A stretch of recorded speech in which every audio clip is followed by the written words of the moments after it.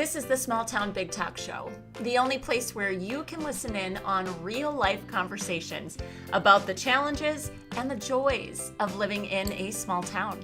I'm your host, Rebecca Undum, and each week a guest will join me as we tackle one topic that more than likely we're all feeling or have thought about, but of course, no one wants to talk about. Let's chat. My guest on today's episode is Beth Pridday. And Beth is a new friend of mine. I met her recently at a small town event where I was speaking. And I just knew after visiting with her for a short while that I had to have her on this talk show. We sit down to talk about how to find your lane in a small town. Beth was transplanted to the small community that she lives in. She's an avid animal lover, and she owns, wait for it, an ice cream truck. And so we talk about that, like her whole journey of how she got to be this person, how she found her way, despite not having kids with that built-in network of people, and living in a town that they had no ties to whatsoever. It's a beautiful episode. Beth offers so many cool little sparks of wisdom for us. And so I just encourage you to sit back, relax, and enjoy this chat with my new friend, Beth. All right, Beth, I'm so excited that you're on with me. So in the introduction, I shared that I met you at an event just a couple weeks ago or a week ago in Detroit Lakes, Minnesota. And roughly what's the population of Detroit Lakes? Do you know? Yeah, I think we're about 9,500 people, right around there. So right under 10. You're a vacation destination though. So obviously in the summertime, does it triple? What do you think? I would say easily triple, probably 30, 40,000 in the summertime. Right. With Okay. home people. Yeah. But regular non-busy season, 10,000 people is not very big.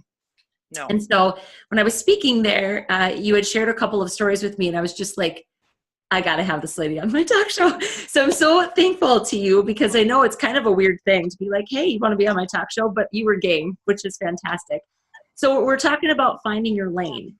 And before I hit record here, we were just talking a little bit. Would you kind of share a little bit of the backstory? Like, what brought you to Detroit Lakes? You identified with these three buckets of people that I have. So returners, stayers, and transplants. You have your own names for them. And then just how you assimilated in to the community and kind of what some of those steps were. Because I'd shared with you that I work a lot with women, obviously all women, mostly in small towns. Right. Many of them are mothers, because I'm a mom too. So I think sometimes that's a natural connection. But now, both the age you were when you came, we talked about that a little bit. The fact that you were not a mother. I have a lot of women that'll come to me that say, I'm not a mom. How do I find my way? Like, how do I make a place for myself? Or in this case, find a lane for yourself. So you have some specific value I think you can add to some of the women that may listen to this. So I would love it if you'd share just how you landed in Detroit Lakes, kind of how you got your footing and what that looked like for you. Sure. Yeah, I'm happy to. Well, I did come to Detroit Lakes just about 19 years ago, and I got there in a kind of a roundabout way. We were looking for a second home, and of course that's a pretty normal thing for Detroit Lakes for people, but we were looking for a U.S. home. My husband's Canadian and I'm American. And we already had a home in Canada, but we were looking for that second home in the U.S. And my brother had moved to Fergus Falls. So we were really interested in anywhere in that Lakes area. And so our first non-traditional entry into the community was we bought our house online. And 19 years ago, people. Yeah. So like totally uncommon. Very uncommon. In fact, when I tell the story even today, people can't believe it. I think it's a little bit more in the norm now. 20 years later, we all make big purchases online and don't think anything of it. But yeah, we bought our house online. We just kind of threw trust up in the air, and we fell in love with our house and the lake immediately. We did. Are you right? You're right on the lake? We were on Big Detroit. Yeah, we Okay. recently moved to another lake after 19 years, which was also difficult. You kind of start to identify with your lake when you live in a small community. But right. We made another leap last year. We moved to another lake within the city limits. But cool. Yeah, so we started to identify with the lake. We loved the lake community. And I think the biggest struggle after first moving there was shortly after we moved there, 9/11 happened. It was a really interesting time for us. My husband has a job that requires him to work out of the country, and therefore he was sort of trapped out of the country for a long period of time.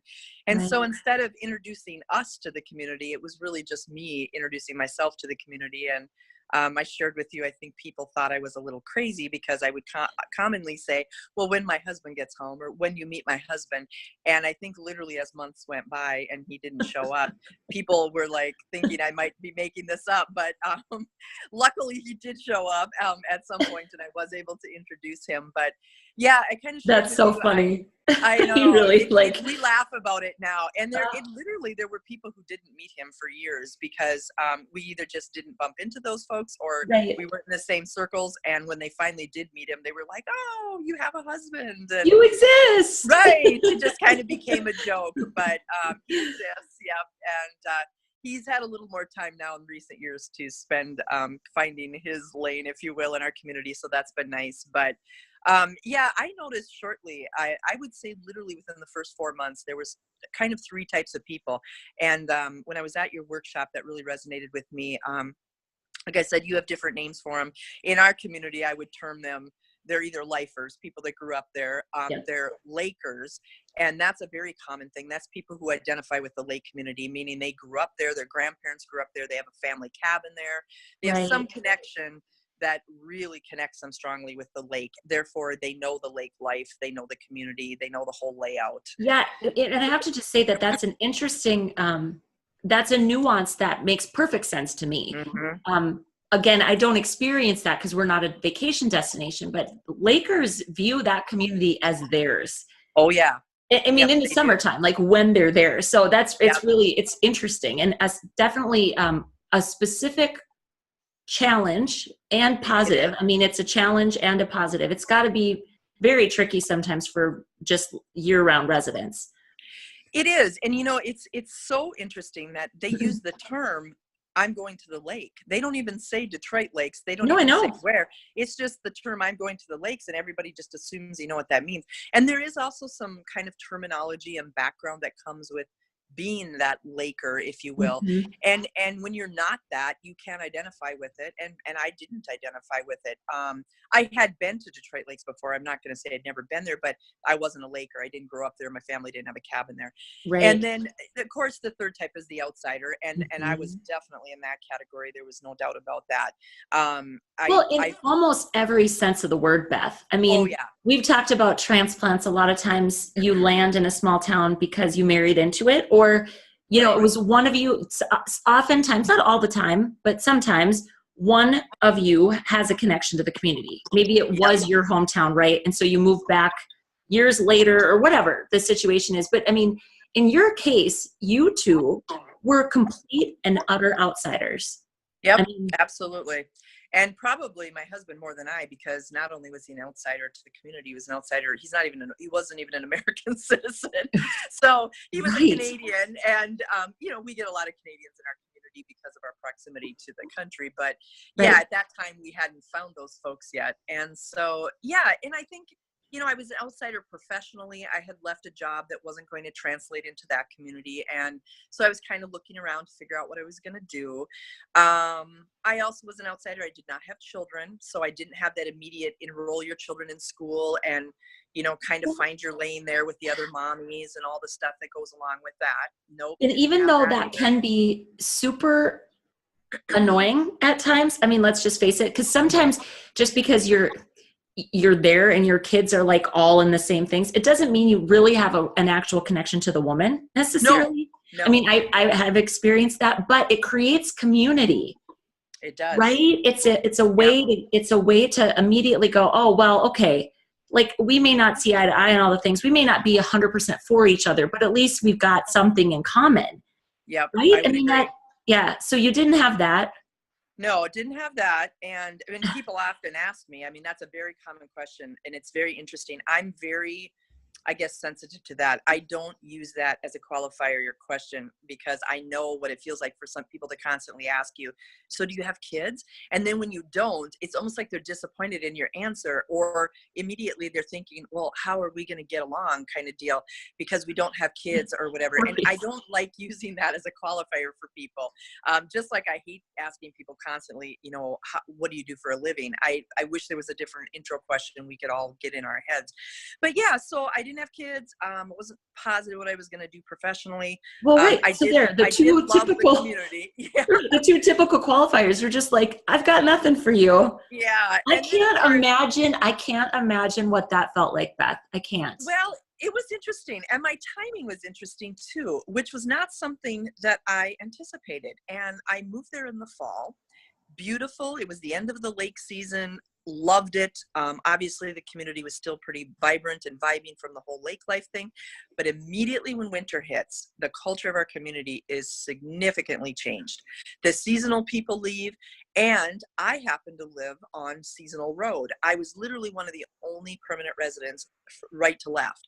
And so what happened was everybody shuts her down, buttons it up, closes their place up, and off they go. And you go down to get your mail and you look both ways and you're like, okay, where did everybody go? And at first it didn't bother me, kind of that September, October, but as time went on, November, December, it started to bother me. And I hadn't really found my people yet, or my tribe. I hadn't really figured out, you know, what I was going to do totally professionally there. And then when there was nobody else around me, it did start to affect me. I'm not going to lie. Suddenly the small town thing. And, you know, one of the idiosyncrasies I have to tell you, you always find something that kind of is your little hinge. And I remember going to a hardware store on a Saturday and it was closed at 2:00. And of course, let me just say, 19 years later, I'm like, good on them. You live in a small town, you want to be closed at 2:00 on a Saturday, you can do it. Because that's why we live in a small town. Right. But 19 years earlier, that is not what I was thinking. What I was thinking is, you've got to be kidding me. This place is closed at 2:00 on a Saturday. I mean, is everybody else just going to shut down? You know, you go to a different place when you're new. Mm-hmm. And now, of course, 19 years later, I love the fact that we live in small towns and we can set those kind of rules and parameters and you can create a lifestyle for yourself. But yeah, you don't see that way when you first move there. There's no Definitely. So, and not to reiterate all the different, like, everybody leaves, you don't have kids, you don't have a job, but like, holy Moses, and your husband's gone. So you don't have him. I mean, like, you have him to lean on, but he's not right there with you. So no. Yeah, I'm really lucky. I'm really lucky. There enters a woman named Deanna, and she is definitely a connector in our community. She continues to be. And I am so lucky that I found her because she was my in. And I think in every small community, you do find that kind of a person who's your connector or who's your in, and who kind of lets everybody else know that this girl's okay. Come on, let's meet her.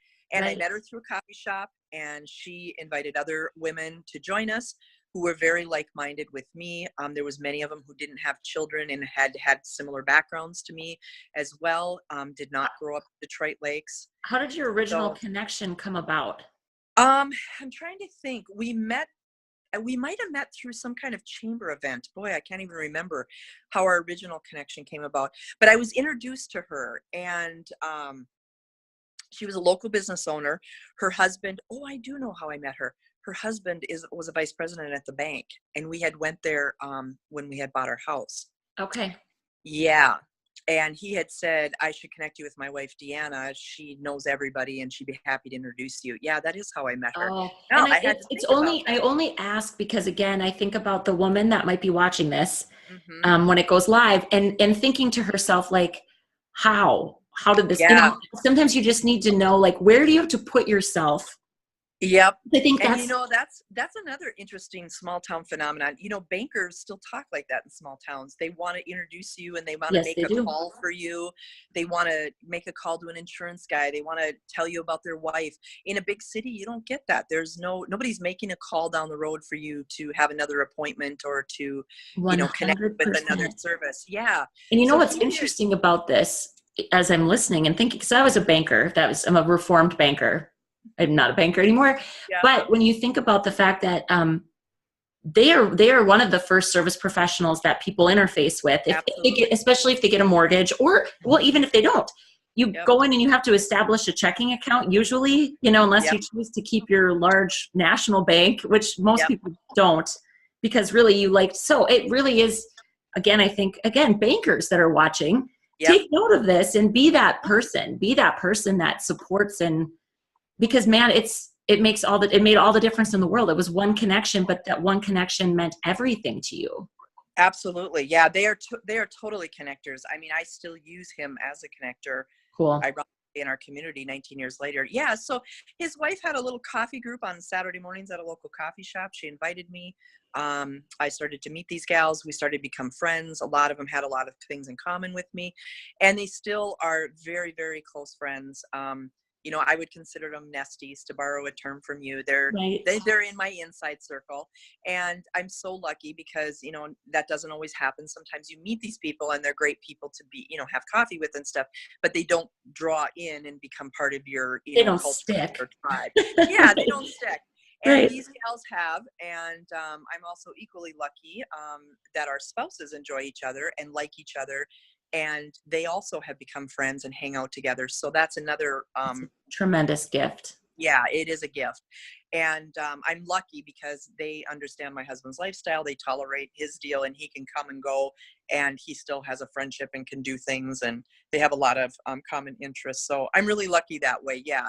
And then, as time went on, with those connectors' help, you just kind of find your lane. And I really found my lane in a volunteer way first. I was sharing with you, if I had one piece of advice, and I have given this advice to people over and over again, is find something that you can joyfully participate in. That's not a job, that's not a have to, that really speaks to you. And for me, it was animals, because I came with 2 dogs. Actually, I had 3 dogs, I think, when I moved there. And so animals were my passion, and kind of my children, if you will. And like most people, you're attracted to things. I saw a fundraiser one Saturday at a pet and garden shop in Detroit Lakes, and I stopped to buy their donuts. And of course, we engaged in conversation, and I happened to have the skills they were looking for. They happened to be looking for somebody that could help them fundraise and perhaps take some things to the next level. And it was an immediate attraction. I wanted to help them. It was a passion of mine. They were interested in me, and and the rest of it's history. I literally served on their board. I helped them raise the $800,000 to build the shelter, and it has continued to be a passion of mine for the last 19 years. And I've rescued and adopted more than 14 dogs, and it's just, it was just a match made in heaven. And I think there's all kinds of examples like that in a small town. But as I said to you earlier, when we weren't recording, in a small town, everyone has to contribute. You just do. You have to contribute in some way. And whatever that means for you, I don't know, but you do have to find a way, because that's the only way small towns run. I think of all the things financially that our small town can't provide, that humans provide. It's just human kindness that provides it. Cleaning the ditches, planting flowers, volunteering for things, putting on festivals. That's all just human kindness. We don't have money or resources to do those things, but that's what makes our community amazing. Yep. So true. So there's a couple things that I want to dive a little deeper into, because I think going back to your phrase of joyfully participating is so important, because as you know, when I was with you ladies in Detroit Lakes, I spent a lot of time trying to encourage people that you can say no to the things that actually aren't right for you, and free that opportunity up for the person it is right for. And then also it comes this like wellspring of your joy and your gifts and your talents and your energy when you're giving it towards something that you really care about and that you're really good at. And then it doesn't feel like a have to, it feels like a want to. Yep, that's absolutely true. I mean, I have evaluated every time I say yes to a volunteer thing, I think, is this going to make me happy? And am I going to be able to make other people happy in my position or role in doing this? And I feel like if we all asked ourselves those questions, then you wouldn't be, I seriously, I could not stop laughing when you gave the analogy. You're sitting at the end of the driveway and you puff out the big deep breath and you're like, I have to bring another pan of bars. Yeah. On your way to the thing that you said yes to and you're mad at yourself. I mean, we've all been there. Oh, for sure. And I'm not saying I haven't done that. I'm just saying is, if in your mind you can do a little head check, gut check, whatever you want to call it, and just say, really, is this something in line with who I am? Can I bring my best self here? Can I bring my best skills to this thing? Right. And am I going to be happy doing it? If you're not happy and it's not who you are, then why are you volunteering for it? I mean, you aren't going to win. They aren't going to win. And there's certainly somebody else in the universe that could be doing that. And you could be off working for an organization or helping an organization that is more in line with who you are, for sure. Right. Well, and I, again, like there's all the things, there's if I don't do it, who will? And I just always say somebody will. And if somebody doesn't, then maybe the way that the event is ran or the way the committee is organized or something needs to give with it anyway. And it isn't your job to sustain things. I mean, we can't take all of that on, No. And I think too many times, especially as women, we don't even like to ask the question, will it make me happy? Yeah. So if they don't, if they don't like that question, then ask, will you do it joyfully? Right.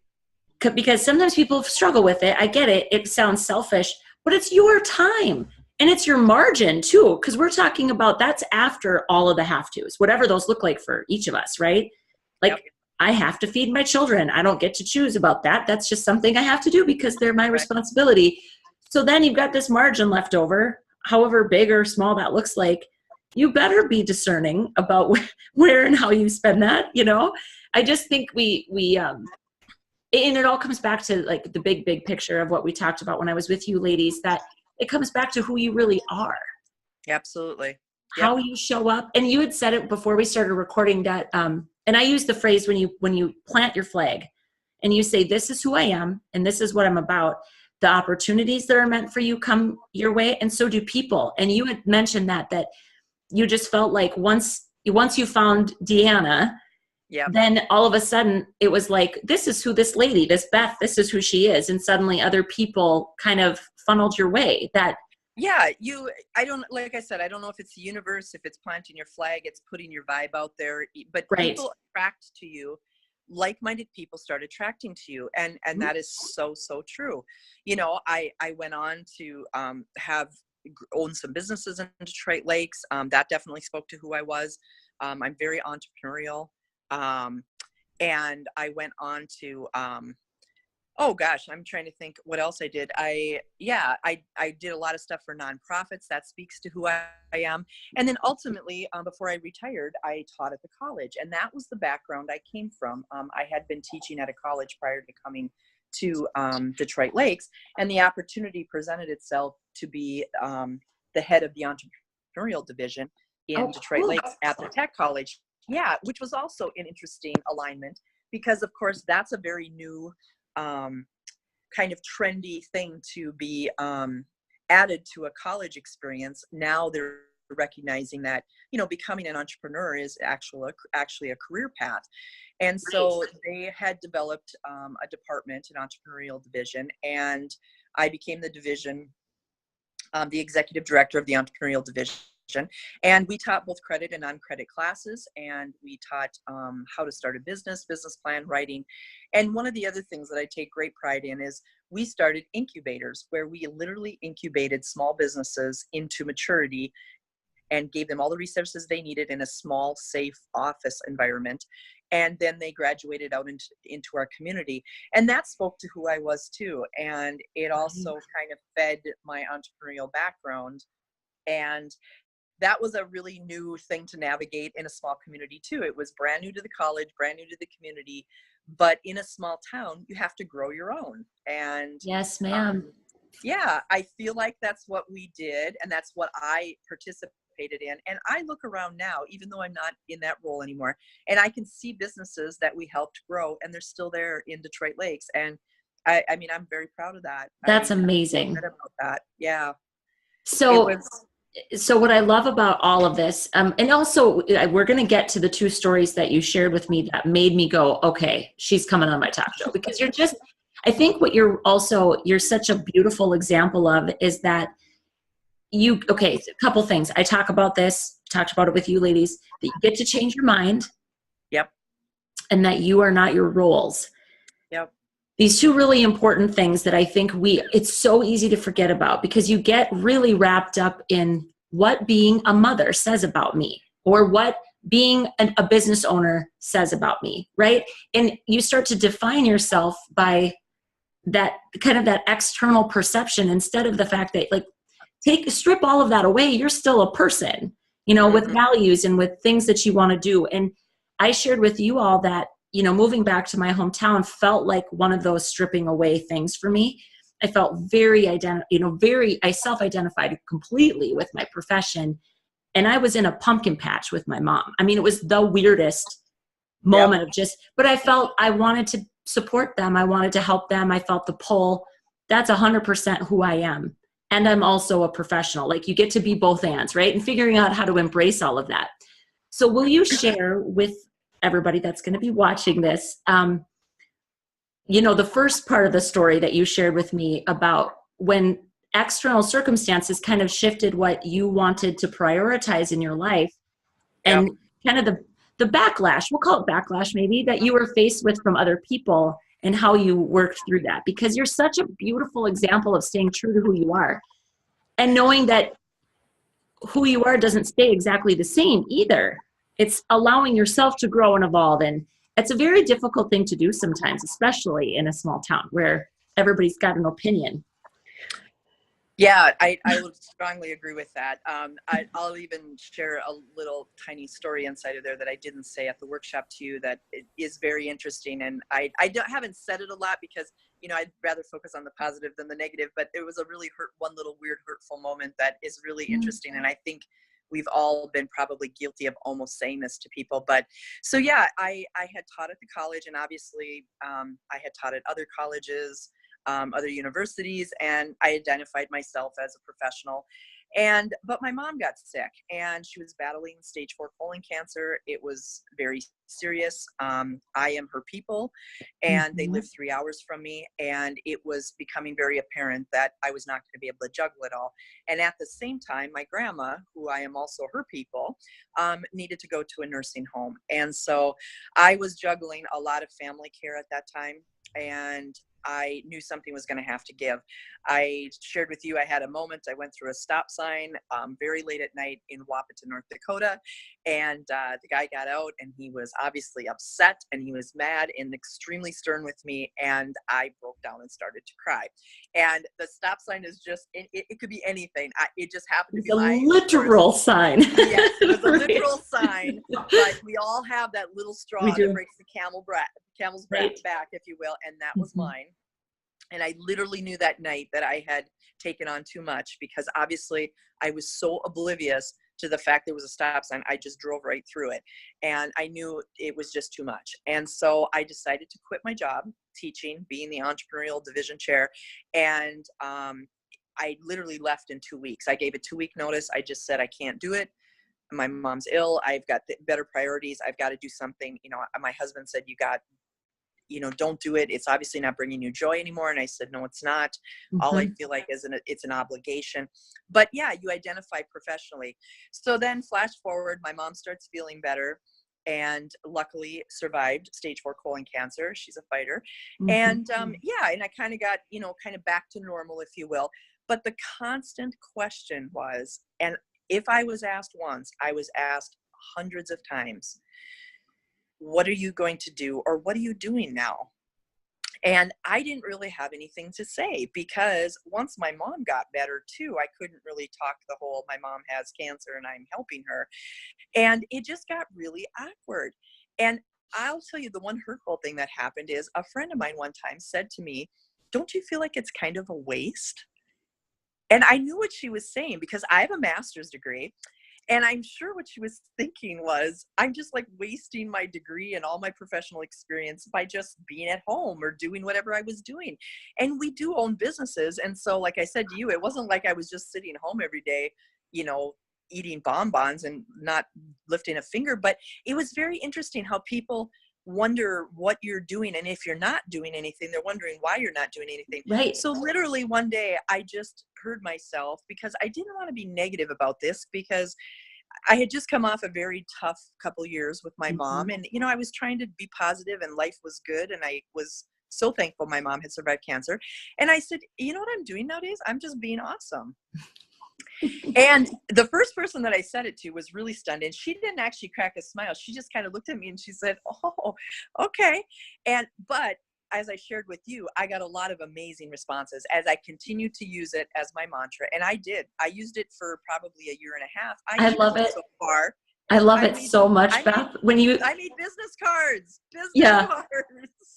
Dang, when you told me this, I was like, what a beautiful response.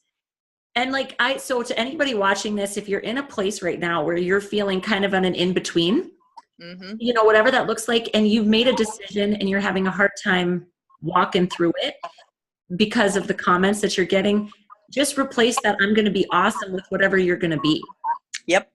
And own that, because dang it, like you're still you, just because you're not and that, but and this is just something, again, it's the knee-jerk response is to get frustrated and angry.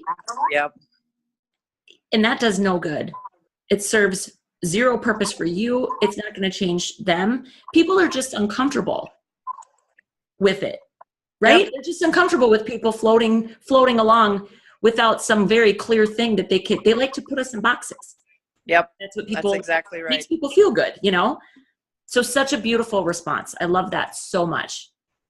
Yeah, so it worked for me. And to be honest, I started getting amazing responses from it. A lot of people would laugh, or they would say, yeah, you are. Or, you know, they would say, well, I'm awesome too. And it was funny how people would identify with it. Like they wanted to be awesome. And I was like, you are awesome. And, you know, it was a real conversation starter. Another friend of mine too said, you know, you could make a business card and just write CEO of Happiness, because that was a cool response too. You know, people really kind of got into it, and it really, really worked for me.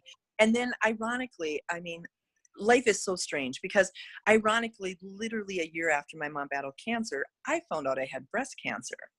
Oh. And yeah. And you know how sometimes things are just meant to be. I wasn't employed, you know, so, like in a career kind of position. And as it turns out, it could not have been better for me, because fighting cancer became my full-time job. And I needed to be awesome, and I needed that to be my full-time job during that period. And so yeah, like I said, things happen for a reason. I battled breast cancer. And then, like I shared with you, just to really send the small town community over the complete edge, after I was diagnosed with breast cancer and I was in the battle for breast cancer, I had the opportunity given to me. Somebody contacted me and said, hey, I have an ice cream truck for sale. Would you know anybody? And our connection was because I had been the division chair for the entrepreneurial department. She was thinking maybe I knew somebody, you know, that was looking for a kind of a fun, rewarding small business to start with, pretty low risk. And I did put it out there. I put it out there to several people, and nobody really bid on it. And then one day she said to me, you should buy it, Beth. And, you know, I thought, wow, do I really need to be buying an ice cream truck in the middle of battling breast cancer and everything else going on? But I drove the truck, and literally people were waving at me. It was literally the most joyful 30 minutes. People were waving and they were honking their horn. And I think they literally thought we were in business, but it was a cold April windy day. And of course we were just driving the truck to check it out. And we drove back in the parking lot, and I'm so fortunate my husband happened to be home at the time. And he looked over at me and he literally said, I think we should buy this. And I said, I think you're right. And so we went and we told the lady we were going to buy the truck, and the rest is history. We've owned the truck for 3 years, and it literally is the happiest truck in town. And I'll tell you, I drove that truck all through chemo, all through breast cancer. And not only did it make people happy to see me doing that, it made me happy, and it made me get up. It made me have a purpose. And sure, were there times I wasn't well enough to drive it? Yeah, there was. I mean, I'm not going to say that, that was the most awesome thing ever, but I'm just saying is most of the time I was able to manage, muster my way through it. But it really was a joyful thing, and it continues to bring me a lot of joy. And I still own the truck, and I can't wait for this year's ice cream season. I'm so coming to Detroit Lakes. Like, I just need to find out where you're going to station that thing so I can come and see you. But when you said that in front of the group, I remember thinking to myself, this might be one of the coolest people I've met from a small town in a very long time.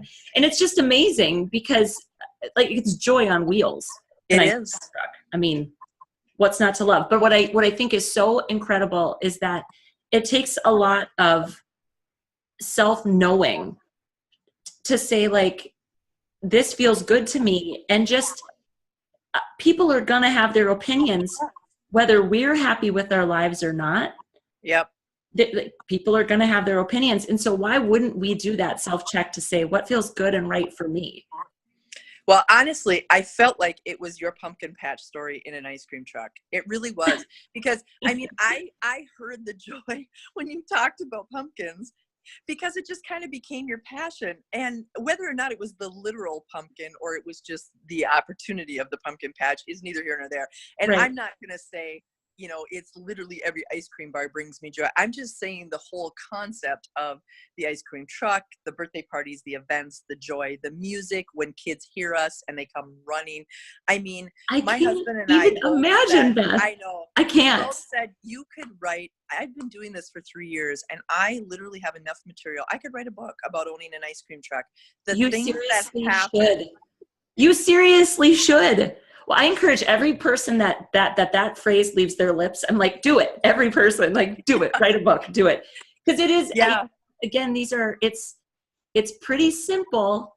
It's not overly complicated, but it was a yes that came from deep within you. And then to have a husband that was like, hey, this is cool. Like, I think we should do this. I know. It's such a phenomenal story. Well, and I said this at the workshop, but it sent some people over the edge. I'm not going to lie, because they literally were like, why are you buying an ice cream truck? Don't you have breast cancer? And I was like, well, what does that have to do one with the other? And I said, yeah, I do, but this is really awesome. And it's a happy experience. But it did kind of send some people over the edge. I'm not going to lie. They weren't exactly sure what I was going to do with it, how I was going to do it. Do you really make money by having an ice cream truck? Everybody, and there was a lot of those little phrases that you used when you said you quit your job and you went to a pumpkin patch, and you were thinking to yourself, do people really make money selling pumpkins? I mean, it's just this weird mentality. We all have these weird measures of success, and I had to let go of all of that.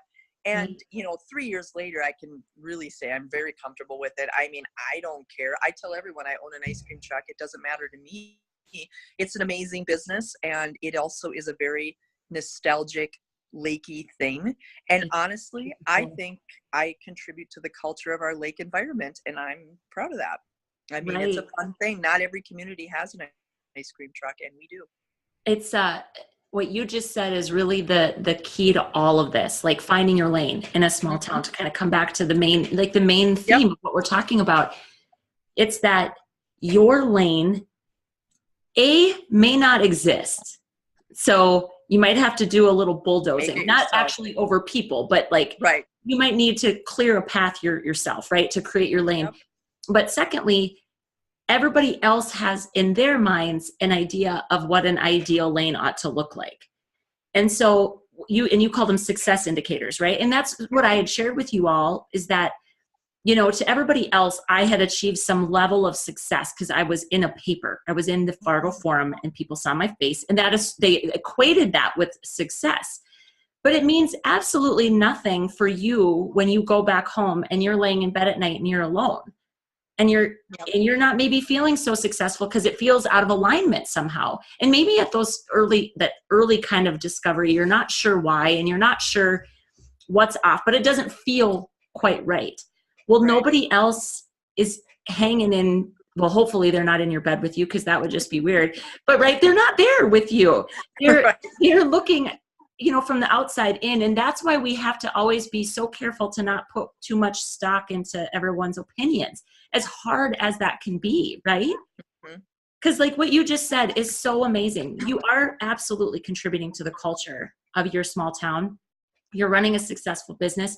You're serving people and you are bringing joy to so many people. Who doesn't love ice cream? Like that's a crazy thing to even, so, but that might not make any sense for everybody else, and that's okay because it doesn't have to. I would agree. Yeah, like I said, your pumpkin story just resonated with me so much. I'm like, I have to mention I own this ice cream truck because so fun. It literally equates to the pumpkin story. I mean, it just does. I could never imagine. And it's funny, you think about your life as you fast forward. I never thought I'd be in my mid 50s owning an ice cream truck. That is not a life goal. You don't just, you don't write that down. But, I often encourage people to really, really, really keep yourself open because, we don't have to constantly, a friend just posted something the other day and I literally want it tattooed. I need a t-shirt, as we talked about. Yeah. She just said, you don't constantly have to be raising the bar all the time. Have you ever thought maybe you should be lowering the bar and doing less during the day that does not bring you joy, and bringing more of those things into your life that bring you joy? And instead of constantly thinking we have to be busy and raise the bar. And I think maybe you do settle into that as you grow older and mature. There is some of that because ambition comes with, youth. There's no doubt. But I think sometimes the pressure of everybody else makes us hold that bar so high. So I feel like I'm committed in these next years of my life to helping people lower the bar a little bit so they can let things like an ice cream truck or other things like this into their life, whatever their ice cream truck or pumpkin patch might look like. So yeah. I love that so much because the truth is the hustle, that's what I call it, the hustle, strive and strive and strive and strive and strive. I can fall into that so easily. I have to guard myself against it and I'm doing it for the wrong reasons most of the time. It's, what does this say about me? Does it look like I'm contributing? Am I being a good team player? Am I being a good community member? All of those things. And we can't keep our minds and hearts open to stuff if there's no space for that stuff to come in. Amen. If you are, if you are literally scheduled to the hilt every single day with all of the things that you're already doing, you're not leaving free space. You got to leave room for magic. Yep, I agree. And like I said, if I had been in a different space and I had been, caught up in raising the bar, I may not have even seen this ice cream opportunity. And I may not have seen a lot of opportunities that I've taken over the last probably 3-4 years. And all of them have definitely contributed to, I guess just feeling more at peace with who I am, deciding what I'm going to do for the rest of my adult life, and just kind of finding my lane, if you will, and being comfortable in it. And I like I said, I am going to be part of lowering that bar for some people so they feel okay about letting these kinds of things in and taking risks and doing things that they really, really want to do, but they've never said yes to because, they felt the pressure of having to be who they thought they were going to be or having this great career or just not taking risks. Women don't like to be risky. Trust me. When I was coaching entrepreneurs, that's the one thing I found in a small town. Women do not like to take a risk. More men entrepreneurs were willing to risk things than women were. Women always were worried about all their ducks in a row around them, including their children and their house and their parents and their this and what people thought. It's a very interesting thing, but I've often said that to people when they've asked me about, when I worked with entrepreneurs, and that is the distinct difference. And it probably is a man-woman thing, and I'll probably never be able to fully understand it. But yeah, I saw it. Me neither. But I hope to shine a light on it because I've read a few good research studies about why more men get promoted too. It's not because of their skill set. It's because they have the audacity to apply when they don't think they're ready. That's exactly right. If there's a set of 10 criteria, men, they'll say, oh, I've got 5 of the 10, I'm good. And women they'll strive till they can check off every single thing. So I think that has something to do with our risk tolerance too. Like if we haven't done that exact thing in that exact way, we don't feel like we're qualified. Yep. We're And meant we, to yeah, figure it out. in a small community, I really think you do, especially if nobody else is doing it, Mhm. because then you don't have a comparer. And a lot of my female entrepreneurs were really strange that way. They'd be like, well, I don't think, Detroit Lakes is ready for that. Well, how do you know Detroit Lakes isn't ready for that? I don't know what that even means, but I heard that comment a lot. And that is a small town pressure thing. You would never say that if you lived in New York City. Would you ever say, oh, New York City's not ready for this? But it was funny how people felt like they couldn't bring that into the community or bring who they were into the community because the community wasn't ready for that. Well, I don't know where that comes from, but we hopefully, as generations, and the next generation is obviously much different than we are, hopefully that they'll get rid of that kind of, I guess, weird phobia that the community isn't ready for them, because I think we're ready for whatever. And in fact, in a small town, it's safer to test it, and it's certainly more financially safer to test it than living in a big community. Yeah, so if you're going to push the go for it button, a small town's the place to do it. Oh, what a perfect way to wrap up our conversation. Seriously, because my only hope in bringing different people into this space with me is that we can show people what's possible. Absolutely. And there are so many bright, vibrant, ambitious women living all over the place in small towns that have an idea on their heart and they think about it and they lay in bed at night thinking about it. But then they hear somebody that say, oh, is your town ready for it? Or, oh, but do you know exactly how to do that? Well, no, but you're smart and you're capable and you're resourceful and you can figure it out. It's just about leaving space for that kind of stuff to enter. Thank you so much. I would agree. You're welcome. Thank you so much for coming on, Beth. And I swear I'm going to come to Detroit Lakes whenever your season opens, because we're going to stay in touch. I can't lose touch with you because I need to come and get some ice cream from you. I'm going to. Absolutely. I would love for you to. And I'll give you all kinds of options so you can bring your family and enjoy Detroit Lakes and of course have ice cream. Perfect. Thank you so much, Beth, for coming on. You're very welcome. It was my pleasure. So you're a transplant, living in a small town that wasn't originally yours, and you are constantly reminded that you are not one of them. And you're wondering when you're going to stop feeling like an outsider. Grab your copy of the Small Town Survival Kit. It was designed just for you as a transplant, and it will help you feel less lonely, less isolated, and a little bit more inspired while you're waiting for the acceptance of who you are as a person to come around.